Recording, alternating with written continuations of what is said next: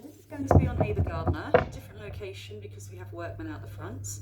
I'm just going to pull a card for her here while we talk. Okay, so I'm going to pull the Queen of Swords, highly intelligent woman here. Here we go, very, very strong-minded as well. So, AVA GARDNER, you gave me some questions. I've answered as many as I could do today anyway, okay? Everything's been written down, so I get words and I get the information, I just write it all down, so this is what we've got, okay? So, relationship with Frank Sinatra, that was one of the main questions here. So this is the information that came through. A tempestuous connection. Couldn't live with him, couldn't live without him. It was an all-consuming connection that drove each other mad. They used to try and have affairs to outdo each other. So let me know about that, because I don't know if they were on and off for a while. I think they were together for about 7 years, but I don't know if they had affairs with other people. Was it known? You know, I'd be interested to know that. But it's almost like to drive each other mad. And the weird thing about this is whenever they had affairs, in a way, they wanted it to get back to each other. And it was almost a running joke about who could outdo the other one. So you slept with that actress, well, she's a C-lister. Well, I've just slept with him and it's an A-lister. Really, I hear conniving and games here, a lot of game playing with each other, but outdo each other, to outdo each other. I don't always mean affairs as in sex, but almost like even dating or spending time with certain actresses and actors. And again, almost like a joke. Oh, you went out with her, she's a nobody, darling, I'm at the top. That kind of thing. Diva behaviour, by the way, here from her as well. To outdo each other, to make each other jealous, I heard. So I don't feel they were faithful to each other, and it was very much a twin flame connection where you can't live with them, you can't live without them. The information also came through that it was the kind of connection, this is why I think it's twin flame, that when you leave them, they will always take a piece of your heart. So you could like leave them at 40 years old, you know, just say you passed away at 88, they will still have a piece of your heart. You will still feel for them. And I've actually got goosebumps when that came through. So it's definitely a deeper soul connection there, 1,000,000%. But I say more twin flame because it was so volatile. Now, Howard Hughes, that was another question. What about him and her connection with him? So the information that came through is, I don't know if you had a relationship with her, okay? I got here, he took her places. I do feel she may have had one of those pity things. Oh God, I can't even say the word because I'm not meant to be swearing as much as I usually do. Oh God, I can't say this. It's quite funny. It's quite a racy reading actually, guys. A pity fuck. Where they try and pursue you for so much and for so long, you're like, you know, as a one-off, I might do this as a one-off. But it wasn't a relationship, okay? It was more out of pity. There was just nothing there in that sense. I heard he took her places. I heard places. When I mean places, I don't just mean traveling or anything like that. I mean in her career, because he invested in her career as well. He was like a sugar daddy, she said, because she felt safe with him like a father figure in a way that no one in Hollywood would fuck with her. I'm going to say the words I got. No one in Hollywood would fuck with her, okay, while she was with him. Now, this connection also caused issues, though, as she felt trapped, because then she felt she could not leave him for the same reason, that he could, I heard, take her down with the words. So she always tried to be at an even keel, were the words I got. She always tried to be in an even keel with him, meaning to keep her behaviour, and the words I got were warm and cordial towards him, even when she didn't want to. So in a way, it was almost like sucking up. And I hear her groaning almost when the phone would go and it would be him again. But she puts on this sugar, saccharine, sweet, I hear, is in the words. So she'd put on these sweet words to him and be kind and cordial and always warm. Even when she was married to Frank and everyone, anyone she was with that wasn't him, she would always try and be warm and cordial to him. Because as much as he was her protector, I heard, she also knew he could destroy her. He could take her down. So in a way, it was more like an annoyance as well. You know, it was more like an annoyance. I think everyone here has probably had somebody where they might fall for you or be in love with you, and you don't really feel the same back, and you kind of pity them a little bit, and it's a bit awkward, and it gets a bit annoying and tedious. That's the kind of energy I get. I didn't have anything about her feeling attracted to him, by the way. There was nothing here at all about, yeah, here we go. I have no attraction here with the words. No attraction for her at all, but I got the word protection. Okay, so she did have protection from him. She felt safe with him. And with Frank, it was more animal magnetism. It was more of a sexual thing. So I also heard, this is where it starts getting racy. Okay, she had a high sex drive, and Frank would struggle to keep up at times. And Frank saw her as a vixen. So I do think there was even a joke about her being a vixen. And she had needs that were not met. And also the thing is, I mean, sexually, I do feel she had a high sex drive, okay? But it was more, she also had a lot of masculine energy too. And she could be a real ball breaker, were the words that came through. And she had, the words I got were no qualms at all about standing up to powerful men in her life. She got off on it. She got off on it. She wouldn't take crap from any guy.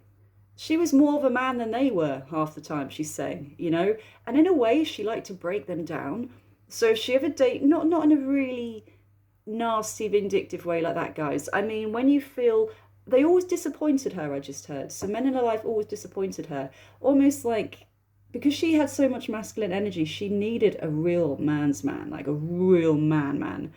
And when she did meet these people, which was hard for her to find from what I'm getting, it wasn't really what she expected anyway. They always let her down. They were never masculine enough for her. They were never strong enough for her. She constantly searching for that real masculine energy to match hers. She was ballsy, guys. She did not take crap. So yeah, it's actually really interesting. And I do feel when I look at Frank, he was more sensitive. He could be a diva. He could be a woman as well. He was big into gossip. He was more of a gossip than she was, is the running joke there. So I feel he was more feminine energy and she was more masculine, which worked for a time. But sexually, it kind of didn't. She needed more from him, and she didn't get that from him. Okay. Now, does she regret not having children? And what I heard here was not in my lifestyle, and that's it. Okay. But this could be more to do with the instability around her, because then I heard no Hollywood children. So it's almost like she didn't want to bring them into that life. And there were also restrictions here as well, because back then, guys, the contracts, it would be like you can't have a kid for 2 years or 3 years until you finish this contract with us. And she said it was over and done with back then. So if you were really coming up in the world as an actress, if you had a kid, I heard written off, literally written off if you had a child back then. It was almost like your career is over. Roadkill. Oh, harsh. So she's saying like you were roadkill if you decided to have a kid then. Now, I'm just going to read this as well. We're going to go back to the kids thing, actually, with Mickey Rooney, because that came up then as well. Because in her earlier years, yes, she did. But as her career got bigger and grew, she knew career suicide. I just heard career suicide. So I feel if it was with the right person and she had left Hollywood behind, yes. But she didn't have that stability around her. So it wasn't something she felt she wanted. But we'll go over that in a minute. Here we go. Quickly, guys. So she did say she had yearnings at times, but her career came first. So she did have that yearnings when nature calls, I hear. Like, I've hit 40. I'm not going to go into it deeply here, but I was very sick for years before this, so there was no chance. And now I'm leaving it really late. And I thought, okay, I'm just going to handle it and I won't have kids. But now at 40, I'm really feeling it when I see babies. I've never been a baby person, okay? I absolutely adore kids. I've never looked at babies and been like, oh my God, it's a baby. And now it's hitting me. So it's almost like the same thing for her. Certain time periods, she would have yearnings like I get now, like, oh, it's a baby, you know, children. Maybe you should have a child, a baby. Yearnings. But her career came first. Right. Is the casting couch true? How hard was it for women back then? And she's like, it's almost like laughing when is it true? Like, are you kidding me? Of course it is. Yes, it is true. But with her, it was more, and other people she knew, can you do this person a favour? So it'd be more subtle, especially the bigger star you were. So you still had people controlling you until she was protected by people like Howard Howard Hughes and Frank Sinatra, where she had enough balls to say, go F yourself, okay?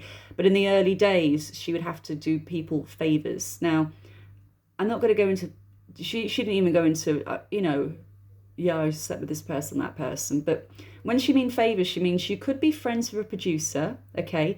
And he would lease you out. So you would be a date to one of his friends for the evening and be told stuff like, yeah, just show him a good time. So they're not directly saying, go home and sleep with them, but it's implied. She said it was very much implied, to show them a good time. She used to feign, I just heard the word feign. You know when you feign stuff like migraines and headaches to get out of these dates? So I do feel she did favours as in she went on dates with people, okay, that she didn't want to go on date. Double her age, fat, honestly. No interest at all in them. But she would feign, I keep hearing the word feign, like when you're meant to go back to theirs, she would feign and say, like, oh, I've got a migraine, I'm not feeling well, or kind of along those lines, where she knew how to play it. It was a fine line, but she knew how to play it. And she ended up being very much protected compared to most people. So it was more subtle. It was more, can you do this person, can you do me a favour? It was lots of favours, less of the casting couch when, the bigger she got. Also, the bigger she got, that was another thing with women in Hollywood. You wanted protectors, okay? This sounds really grim, what I'm just about to say, guys, but I just picked up very, very clearly. It's better to sleep with one old guy than it is 10. So if you had one guy that you were just like, I'm with him, he's, in a way, it's like your protector. He's going to help your career. He's a producer. You're not attracted to him at all. But it's better to be somebody's mistress like him than be another 10 people's mistresses, because then you're claimed for. It's almost like you're claimed. It'd be like, right, I've claimed this person as a producer. You can't date her. You can't go out with her. And it saves them being, this is grim, guys. I just heard it saves them being passed around, which is disgusting, okay? But literally, it'd be better to have one producer and say, this is the guy I'm with, or for them to say, this is mine, don't touch it, hands off, than them being passed around, which is just disgusting, honestly. Right, grim. God, stuff they went through back then. Well, it's still coming up now, isn't it? Anyway, so let's see where we are next. Yeah, she pretty much shot the topic down, but she did say on my way up. And when she means on my way up, obviously that means in her career, that there were things that she came to regret, but back then it was a matter of survival. It was a matter of survival. That's how they saw it back then, okay? Right, last question, guys. How did she feel about Mickey Rooney? So it was very, very volatile. He was a man-child. Because I know the joke is, he looks like a kid. He looks like a young boy anyway, doesn't he? Volatile, a man-child, a philanderer, okay? Interestingly, when she married him, she did actually think they would have the whole family white picket fence scenario, but she was so naive. That's the thing. So that's from the first childhood, about having a family. She really believed that she would have that happily married ever after, white picket fence, beautiful home, garden. She's going to be a great mum. She's going to be baking. She's going to have children. And when that kind of went downhill, and then after that, all the relationships after that were a lot of cheating affairs. I know she did it herself, guys, but it just wasn't that stability for her to want a kid. So I do feel, as I said, yes, she had yearnings, especially in that marriage to Mickey. She did feel that she would have a family with him. She just thought that would be it. Even though she knew it would be a career write-off, back then when she was young, she didn't care. She generally did really love him. I know people say power play and she married him for that, but he was actually really charming. He made her laugh a lot, okay? She felt very, very comfortable with him too. And she just felt kind of safe with him in a lot of ways, but it was just too unstable in the long term. I hear rose-tinted glasses when she married him, and then it really started to hit home. And she couldn't ignore his affairs any longer. It was getting embarrassing. So the bigger star she became, the more embarrassing it was. So overall, yes, guys, I do feel she did want kids, but to do with things like contracts and instability around her. And again, no Hollywood children. So for me, she didn't want to bring kids up in Hollywood. She knew what it was like from going through it herself. But that's the reading anyway. getting a bit of migraine coming on, so I'm going to go off now. But I hope you enjoyed the reading, guys. Yeah, add any comments if you want. Sometimes I can pick up stuff after as well. So if you've got any question, put it in the comments and I'll see if anything comes through for you. Love you all. Speak to you soon, guys. Bye.